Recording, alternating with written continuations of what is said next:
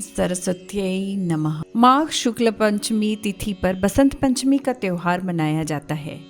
यह त्योहार सृष्टि के रचनाकार ब्रह्मा जी की पुत्री और कला, बुद्धि और ज्ञान की अधिष्ठात्री माँ सरस्वती को समर्पित है। बसंत पंचमी कथा सुनने से पहले हम पूजा विधि सुन लेते हैं।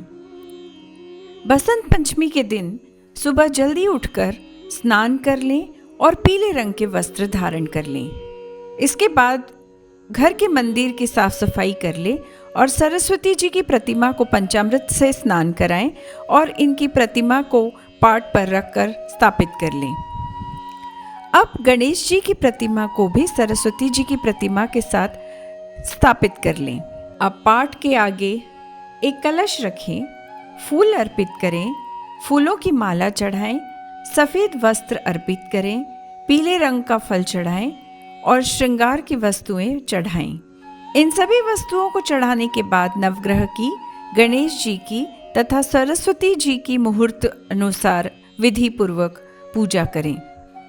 इसके बाद सरस्वती जी की आरती करें और उन्हें भोग के रूप में मौसमी फल या बूंदी के लड्डू भोग लगाकर अपनी मनोकामना पूर्ण करने के लिए, ज्ञान प्राप्ति करने के लिए हाथ जोड़कर प्रार्थना करें। इसके बाद ओम ऐं सरस्वत्यै नमः या ओम ऐं ह्रीं क्लीं महासरस्वती देव्यै नमः, इन मंत्रों का 11, 21 या 108 बार जाप कर सकते हैं। बसंत पंचमी कथा। सृष्टि के प्रारंभिक काल में भगवान विष्णु की आज्ञा से ब्रह्मा जी ने जीवों, खास तौर पर मनुष्य योनि की रचना की।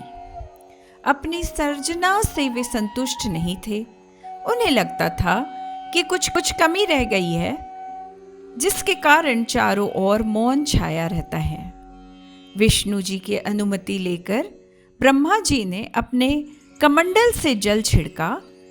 पृथ्वी पर जलकरण बिखरते ही उसमें कंपन होने लगी। इसके बाद वृक्षों के बीच से एक अद्भुत शक्ति का प्राकट्य हुआ। यह प्राकट्य एक चतुर्भुजी सुंदर स्त्री का था, जिसके एक हाथ में वीणा तथा दूसरा हाथ वर मुद्रा में था। अन्य दोनों हाथों में पुस्तक एवं माला थी। ब्रह्मा जी ने देवी से वीणा बजाने का अनुरोध किया। जैसे ही देवी ने वीणा का मधुर नाद किया, संसार के समस्त जीव जंतुओं को वाणी प्राप्त हो गई। जलधारा में कोलाहल व्याप्त हो गया।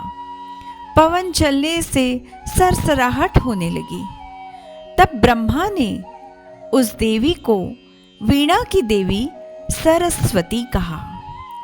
सरस्वती माँ को बागेश्वरी, भगवती, शारदा, वीणावादिनी और वाग्देवी सहित अनेक नामों से पूजा जाता है। ये विद्या और बुद्धि प्रदाता हैं।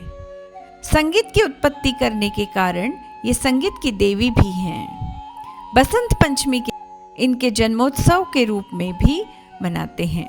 आप सभी को बसंत पंचमी की शुभकामनाएं।